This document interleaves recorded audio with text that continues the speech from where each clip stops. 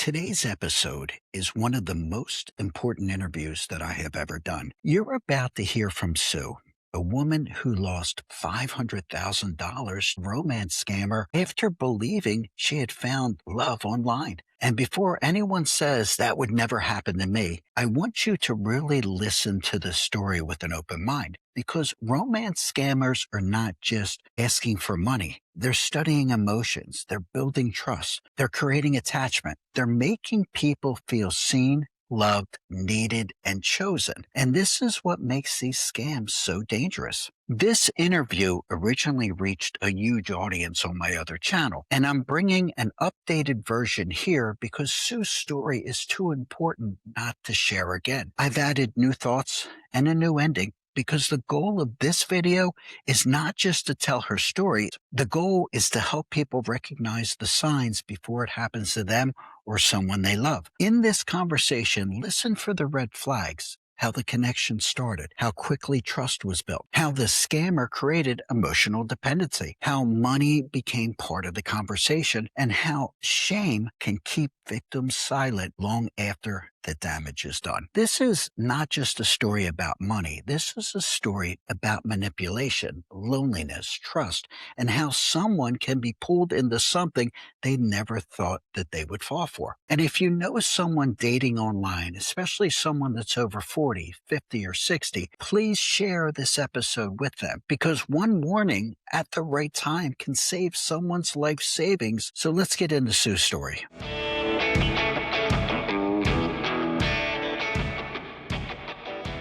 Hey guys, welcome back. Online dating scams and romance scams are becoming more common than ever. And today we're sharing a real story that shows exactly how these dating scams happen. If you watched my last episode on romance scams and dating over 50, you know how dangerous these situations truly can be. But today we're taking it one step further. I'm sitting down with someone who experienced this firsthand. Sue lost over $500,000 in a relationship scam. And what you're about to hear could protect you or someone you love from going through the same exact thing. First, Sue, I want to thank you for being here. I just want to say thank you because I know how hard this can be. And I want to thank you for your willingness to share this story. I know it's not easy. So let me start from the beginning. How did you meet this individual? Well, I had been married for a long time, and when my husband had passed, he left me a letter saying he didn't want me to be alone. So when I was ready, I decided that I was going to try to date. And with this day and age, I know online dating was a thing. So you met him through a dating app. And what dating app was that? It was Tinder. I So, didn't know much about which apps were good, so well, you picked a doozy. Yes, you did. I obviously did. So, what was your first impression of this individual? He seemed like a nice guy. He was a good-looking guy, had similar interests, very personable, well-educated. I thought he was okay. I thought he was interesting, but, I wasn't invested at that point. Let's put it that way. And if I can ask, did he approach you or did you like him first? Do you remember? I honestly don't remember. Okay. And it looks like his profile very much matched your profile as far as you being a professional. He was a professional. So it seemed like a good fit for you. It did. It did. There were some similarities as far as, like you said, professional, as far as likes. Seemed like a wholesome, good guy, family guy. So, yeah, that's kind of what I was looking for. So you're conversing with this person online. And if I can ask you, how long did it take until, at least in your mind, this felt like it was something real for you? Well, an unusual event happened that kind of sparked the situation for me. I had found out some very sad and hurtful things about my husband after he had passed. And I was very, very, very upset for a couple days. And this gentleman reached out to me and I said I didn't want to talk and asked why. And I said because I wasn't in the mood because I was very much hurt. He kept pushing the situation and said, look, he said, you shouldn't be alone right now. Let's FaceTime. And did he FaceTime with you? He did. He did. He FaceTimed with me and he told me, look, even though I didn't want to because I told him I looked terrible. I had puffy eyes after crying all day. And he said, look, I don't want you to be alone. I'll just be here with you. If you want to talk, we'll talk. If not, that's okay." So I didn't Okay, hang so very long. this was an actual human you were talking to. It wasn't AI, it wasn't robotics, there wasn't a connection glitch. You actually conversed with this person via Yep, FaceTime? yep. Okay, and how long did that conversation last? Less than 5 minutes because I wasn't up to speaking with him. After the fact, after I kinda calmed down and started thinking about it, I thought, that was very kind of him. He's a kind person. He cared enough that he just wanted to be there with me at a difficult time. So that leads into my next question. Was that the start of you gaining or earning trust, this individual earning trust with you? It was. It was. Wow. I want to pause right here because this is where a lot of people misunderstand romance scams. Most victims are not tricked in one conversation. This usually starts slow. The scammer builds comfort first. They create a routine. They text every day. They say the right things. They make the victim feel special. That emotional connection is the setup. The money request usually comes later, after trust has already been built. So when you hear Sue explain how this started, don't just focus on the money. Focus on the emotional pattern because that's the real trap here. Okay. And what kind of things was he saying to you? Well, he would be very supportive. "How are you feeling today?" Over time, he entwined himself in my life as far as knowing my family, my interests. They seem to be similar to his. Very supportive, very caring, very loving. And over time, it grew with sayings and endearments and songs. So were you still conversing via FaceTime with him or were you texting or still using the dating app? I was still using the dating app for about, I guess, a month or so, and then he asked me to switch over to Signal, which is an encrypted application. Now, isn't Signal an encrypted app that the government actually uses? It is. Yeah. Did he represent himself as working for the government? No, no, he did not. He had mentioned that he was an engineer and he did Okay. contract work. All right. So you're conversing with him. And when you did FaceTime with him, did he appear to be a foreigner? Was he American in appearance? Interesting you ask, because when I look back, he had a hat on that was very far down on his forehead. He spoke like an American, but I didn't really get a good glimpse of his face. The only way I knew what he looked like was by pictures that he had sent and pictures online. And looking back now, do you feel that FaceTime was completely staged? I do. Okay, so he was protecting his identity. So it was probably a protocol that this organization had come up with that I would say if they had 10 operators that were hustling people at one time, they all followed that protocol. I would agree looking back, yes. So looking back, what made you feel emotionally connected to this person? Just how much they cared and how he intertwined my himself with my life, and he would ask my advice about things, and we just felt connected. And what type of work did this gentleman do? He was an engineer that graduated supposedly from Columbia University in New York, and he did Okay. contract work. Okay. And where was he working currently? Was it close by where you were hoping to meet him face to face, or was it far? He was actually from New Jersey. Okay. And he had called me when I was on vacation, because I had gone on vacation, and told me that he had gotten the contract for several months and that it would be difficult to see me because we were planning on getting together physically. Okay. But the contract was in the Gulf of America on an oil rig. Okay. So he was a petroleum engineer. Correct. Wow. Okay. So as you reflect on this whole situation, Sue, were there any moments where something felt off? Maybe it didn't register at this time, but now a light bulb goes off and you say to yourself, geez, I should have seen this. After the fact, yes. There were periodically situations that a red flag would go up, but there was just something about my nature in trusting people. I thought, oh, I'm just imagining it. And you had this one video conference. Were there other times where you requested to do video calls or meet in person? And how did the individual handle that? He couldn't do video calls by the time he got onto the oil rig, and it was mostly just texts. He couldn't phone call me.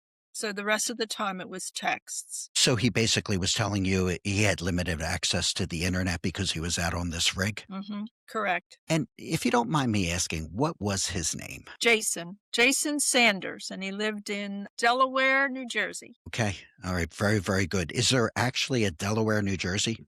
There really is. I didn't think Okay. so, but there is. And there's also a Jason Sanders in Delaware, New Jersey. Have you had contact with the actual Jason Sanders? I have not. I did a lot of research after I found out it was a fraud, as far as home records, deeds, businesses that he said he ran. Okay. And apparently, the Jason Sanders is in Colombia. He's not in the United States. So I don't know, if it was him So, or, yeah. but very good American name, I have to say that. Well, first off, never date a guy from Jersey. I'm just kidding to our viewers from Jersey. I'm just kidding. Okay, so let me ask you, when did money first come into the conversation? He had been out on the rig for a while.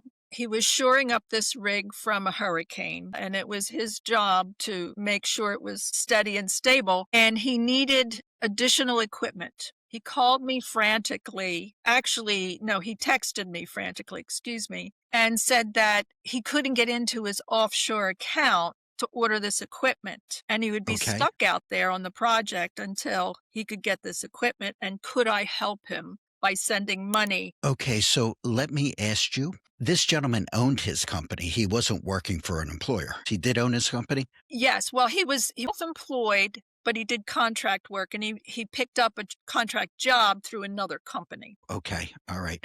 And he was out on this rig resecuring it from hurricane damage? Correct. Wow. And at this moment, did you feel like you were helping someone that you cared about? I was. Many, many years, I'm a person that always helps somebody in need, even at times when I don't have it. It's just me. And of course, there was an attachment, an emotional attachment by then. And I wanted to help. He was very frantic. He told me his offline or yeah, his offshore account was locked up. He had tried to get into it several times and it locked him out. He even showed me the errors. He showed $4 million in his bank account. He promised me if I could help him, he would pay it right back. So he created some convincing evidence that wouldn't make you second guess that you're truly Correct. helping a friend here. And how much did he ask for upon the first request for money? It was $15,000 for equipment. This is one of the most important parts of the story. By the time money enters the conversation, the victim often does not feel like they're sending money to a stranger. They feel like they're helping someone they care about, someone they trust, someone they believe is in trouble. This is why these scams are so powerful. The scammer creates urgency, they create fear, they create guilt and emotional responsibility. And once the victim sends money the first time, the scam often becomes harder to escape because now shame enters the picture. The victim starts thinking, how did I let this happen? And that shame can keep them silent. That silence is exactly what the scammers count on. And how was that money delivered to this individual? I had to wire to a company that orders the equipment and then ships it to the oil rig. So I did to that company in the States. Was there any Bitcoin involved, cryptocurrency at At that that point? point, no, it was strictly dollars. Now, this happened gradually over time, correct? How long were you conversing with this individual before he asked for cash? Probably about a month and a half, maybe. Entwined himself pretty quick with me. Do you feel, looking back, that he played on your vulnerability of being recently widowed, alone after many years of marriage? I think I was a prime target. Absolutely. And I'm sure you, and that has happened to thousands of other people.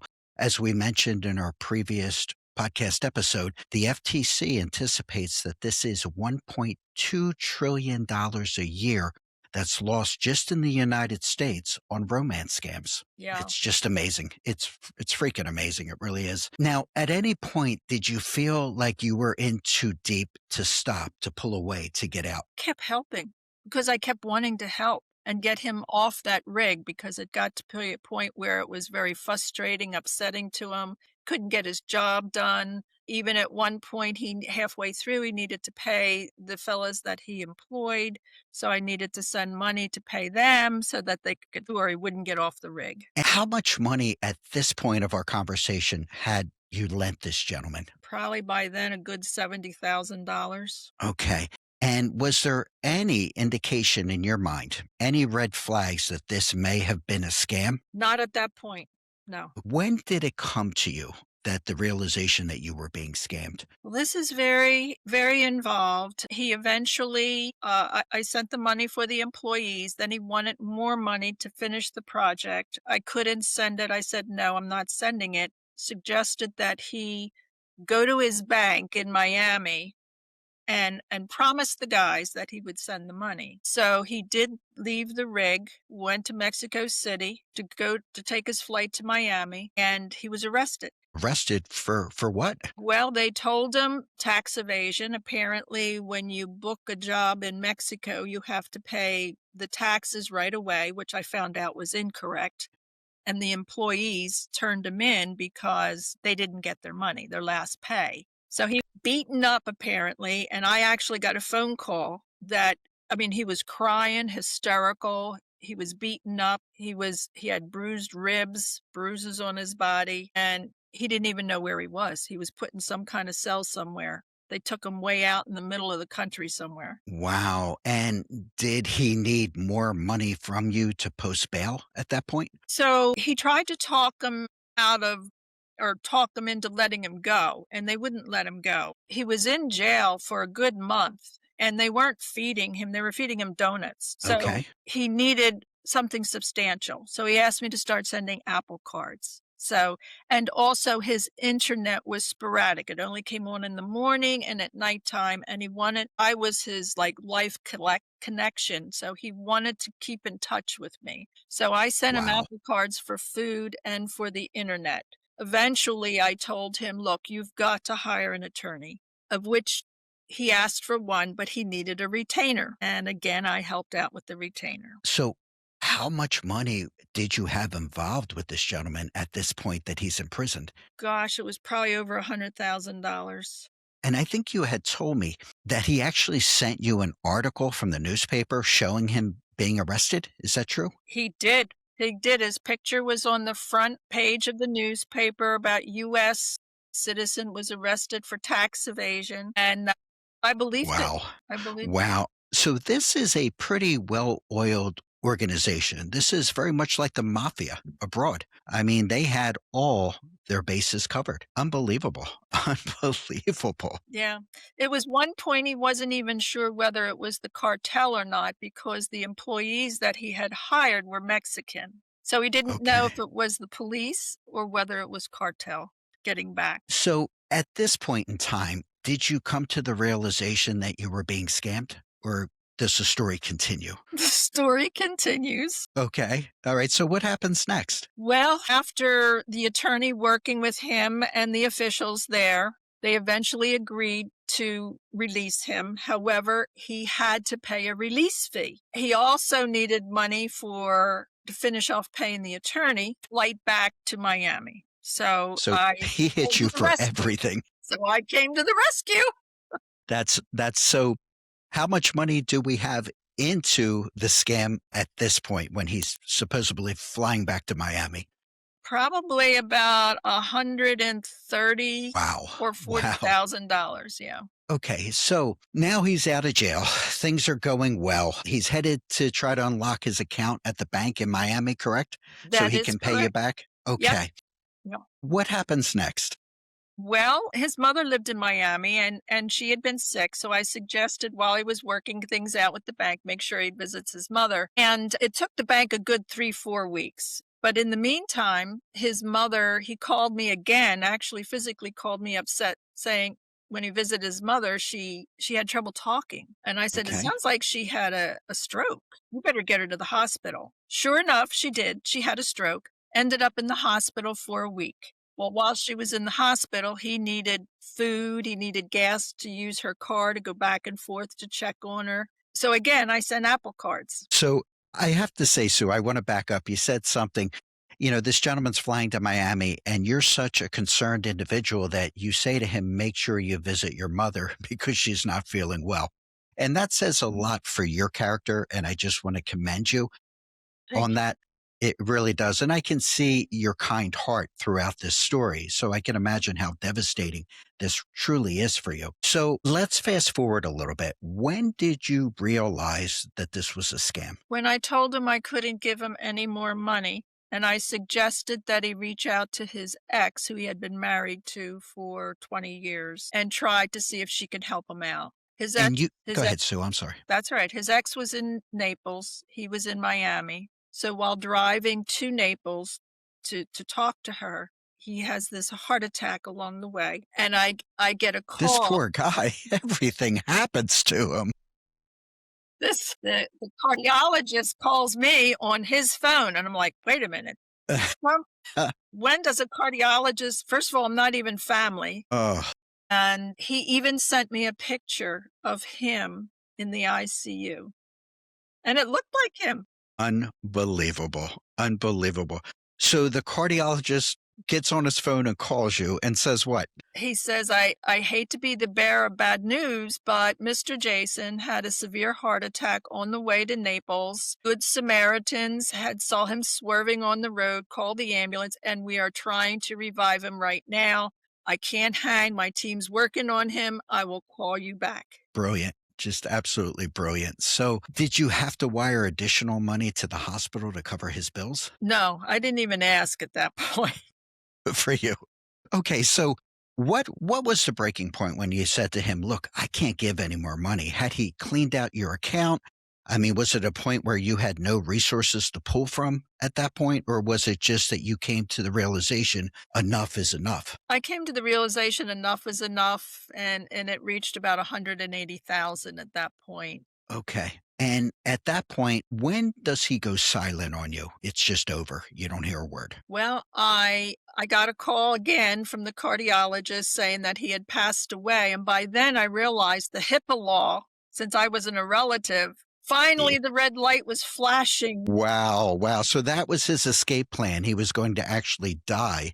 He And died. this cardiologist, who's in the organization also, was going to be the one that shared that information, Yep, yep. And would you believe, 2 days later, he showed back up on Tinder, same pictures, same profile. ready to run another scam. Wow, unbelievable. Sue, how did you feel at that point? What Sue is describing here is devastating, but it's also important. A lot of people think romance scam victims are careless or naive, and that's not fair. These scammers are professional. They know how to mirror emotion. They know how to create fake intimacy. They know how to make someone feel chosen. And once someone is emotionally invested, they are not always thinking logically. They are hoping. They are believing. They are trying to protect the relationship they think they have. This is why awareness matters. The earlier someone recognizes the pattern, the better chance they have of getting out before the damage becomes life changing. I mean, wow, this must have hit you like a ton of bricks. Very angry, but not so much at him, at myself for allowing it to happen and noticing some red flags along the way, but I didn't want to believe them. And what happened at this point? Did you share this information with your family? Did you go to the police? What was going on in your mind? At that point, I was so ashamed. I always felt as though I was an intelligent woman. I can't let anybody know. I'll just write off the losses. So I didn't tell anyone, the police or my family, but it didn't stop there. Well, that's interesting. And I know with a lot of people, only one out of four of these romance scams are ever truly reported to the FBI. I think people are too ashamed, they're too embarrassed. And again, that's why I want to thank you for taking time to come on today. I know this is difficult for you. I really do. But you said something interesting a minute ago that it didn't stop there.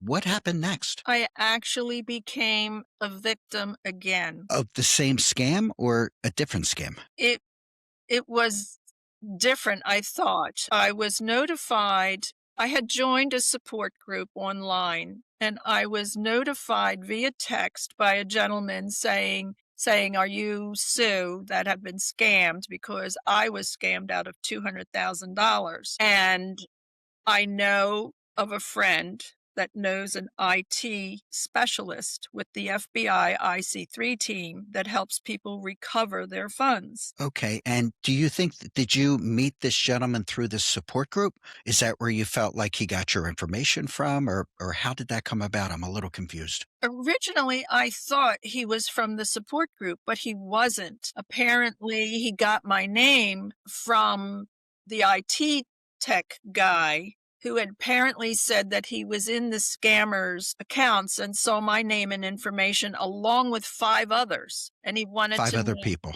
5 other people, yeah. I was the 6th, and he asked I thought it would be a good idea to put together a support group offline, like on another WhatsApp application or, group, and see if anybody would wanna work with them. Well, I was very suspicious. I said, "No, I don't want anything to do with it, I think it's a scam." Gradually, all 5 got their money back, supposedly. I Okay, was the so 6th. were you interacting with these 5? I was. The group, we were seeing every day by day, how their accounts were growing, how they worked it, and they worked it with cryptocurrency, this IT guy. Okay. And by the time everybody got their money back, I thought, well, I had nothing to lose, I'll give it a shot. I'll give it a try. So I sent him my information. And you sent him information, and then what happened? Did he ask for money? He needed $5,000 to invest in cryptocurrency so that he could start building it up utilizing the scammers' accounts.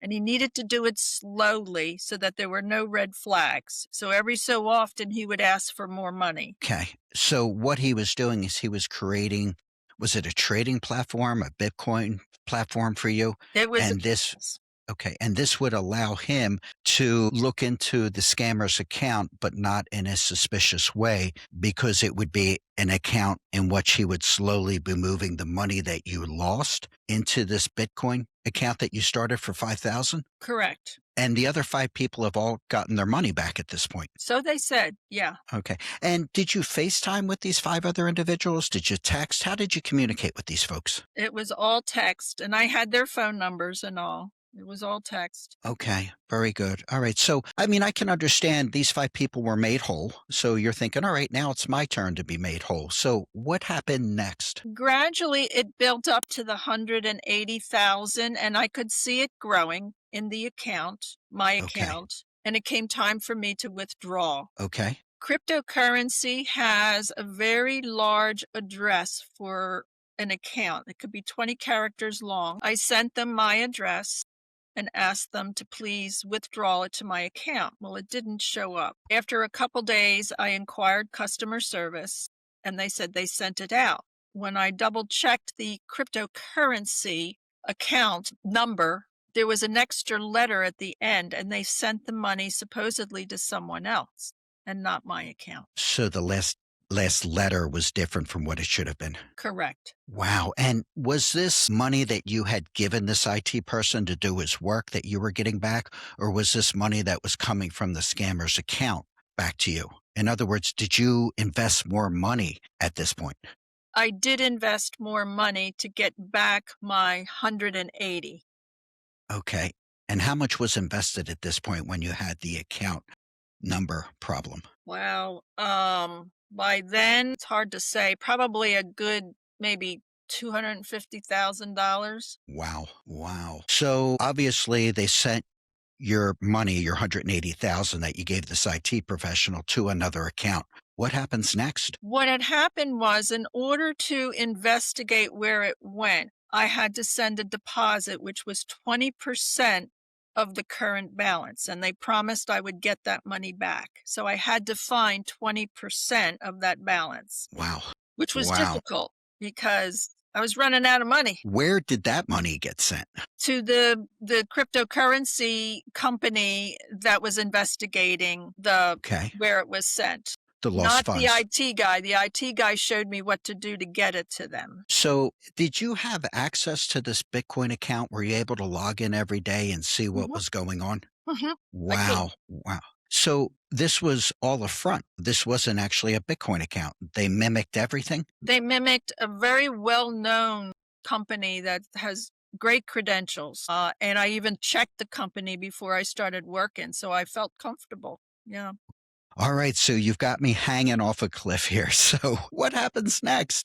Well, I had to find the money. I sold all my stocks, I withdrew from my IRA, which entails taxes, Of course. and I had to take out some loans. And so I sent at that point I had to send them $59,000 to investigate. Okay. So let me fast forward. When did you come to the realization that this was a second scam? It was actually the first scam initiating the second scam in through the back door. And how much were you into it at that point when you realized, oh my gosh, I'm being scammed again? It was about $500,000 Whew. because Wow. yeah, I went through a couple more deposits because of problems, so to speak, that had to be taken care of that they guaranteed I'd get my money back. Okay. Very, very good. And did they put any of this in writing? Not that it would matter. Were they sending you any type of contracts to sign or promissory notes, anything like that? No, Nothing at all. no. Okay. All right. So when was the day that the scam was finally over, everything goes silent, and the realization sets in? The last deposit I couldn't come up with enough money, and the IT guy said, "Give me a couple days, maybe I can raise the money for you." So I'm thinking, "Okay, this is a good guy, right?" He came up with $20,000, but it still wasn't enough, Okay. So he put up his own money at this point, or supposedly. what you thought was his own money. Okay. Supposedly. Yeah, And then supposedly. and then what happens? Again, I tried to withdraw. They said no because I didn't have the full deposit. There was also a glitch where there's an exchange where they hold the money kind of like a bank, and apparently it sat there so long that this exchange thought it was lost or stolen. So that also involved a deposit. So when I didn't have any more money, I had to walk away and this guy disappeared. So everything just went quiet on you at that point. Wow. So what was that moment like for you? It was devastating. I had lost my savings, lost just about my future, piece of my heart gone. I was depressed, and I knew I had spent some of my children and grandchildren's inheritance, and I had to tell them. Wow. So you sat your children down. How many children do you have? I have 2 sons, 2 grown sons. Okay. So you sit them down to talk about this and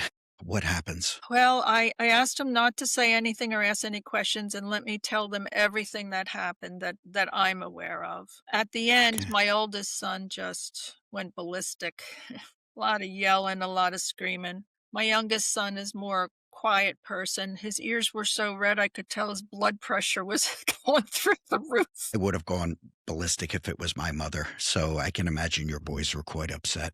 Yeah, the thing I was having anxiety attacks because my boys have always come to me for business discussion, for personal issues, and they always valued my thoughts, my ideas, and I felt as though they're going to be ashamed of me.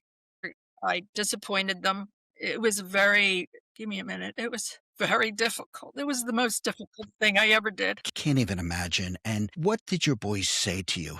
After they calmed down, when it came time for them to leave, they both came up to me and put their arms around me and said, "Mom, you're not in this alone. It's the 3 of us. We'll figure it out and we'll figure out the future together." Wow, that's amazing. And that is a reflection on you and your late husband's good parenting skills there. So I guess that came back to reward you at this point. So, what has this done to you as an individual? Oh, well, there's a trust factor that it has impacted. I have always been a good person, a very giving person, and I've learned that maybe I need to give to myself a little more I would agree for sure. and take care of myself a little more. Okay. And are you, I guess there's not a day that doesn't go by that you don't think about this. Matt, it's a trauma, and it's like having PTSD. Every once in a while, it rears its ugly head, and you just need to be held and told it's gonna be okay. I can't imagine, Sue. And I think you're a remarkable woman.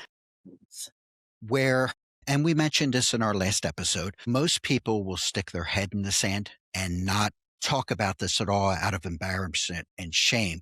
But you've done just the opposite. Tell our viewers what you're currently doing. Well, after talking to the banks and the police, I found out that there's very little support groups or recovery groups, whether it comes from mentally or financially or so.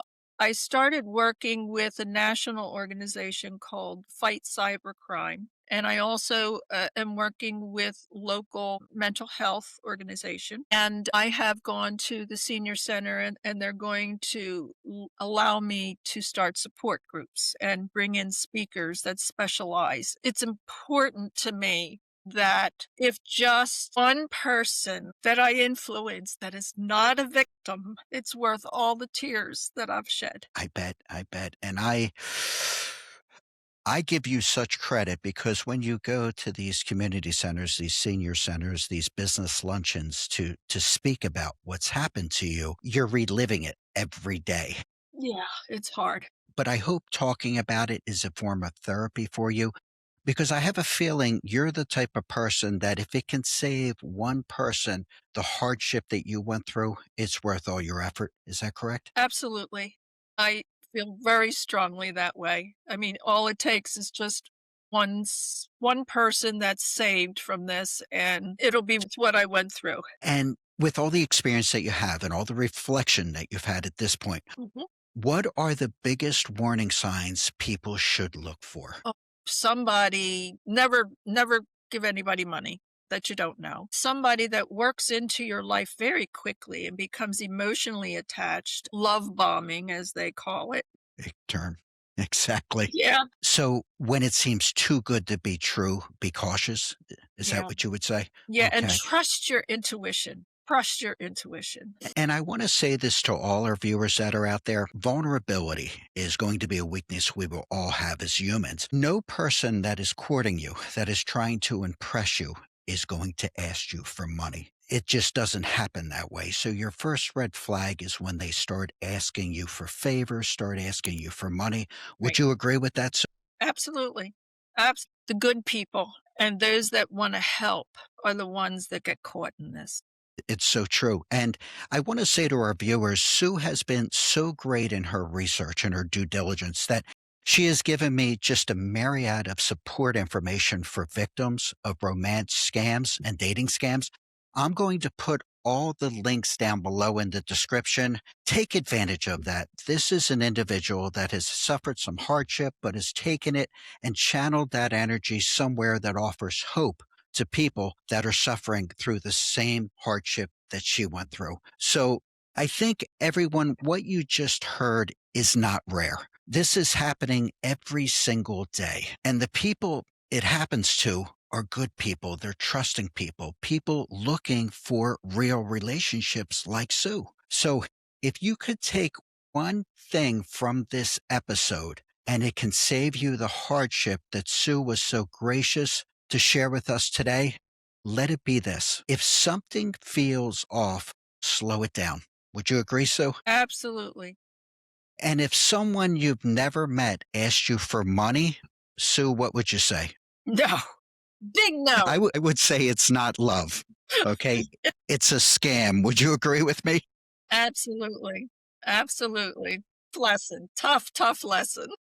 Sue, you are a remarkable lady. And I just want to Thank thank you you. for having the courage to come online today and really share the information with us. So I'm going to also put Sue's contact information down below if you'd like to converse with her. No scammers, please. But please use the links in our description. And again, thank you for tuning in today. Thank you for subscribing to our channel. Remember, guys, we are not just dating, we are dating to win. And I will see you on the next episode. Thank you, Sue's story is heartbreaking, but I give her a lot of credit for having the courage to tell it. A lot of victims never speak up because they feel embarrassed, ashamed, or afraid of being judged. But silence protects the scammers. If someone you met online asks for money, gift cards, crypto, wire transfers, or help with a sudden emergency, stop right there. Talk to someone you trust. Real love does not need your bank account. Sue lost $500,000, but by sharing her story, she may help someone else avoid losing everything. Please share this episode with someone who is dating online. And do me a favor, subscribe to Matt Russo Dating and Relationship Advice for real conversations about dating, relationships, emotional awareness, and the modern dangers people need to understand before they get hurt. I'm Matt Russo. Thanks for watching. And remember, protect your heart, but also protect your life savings.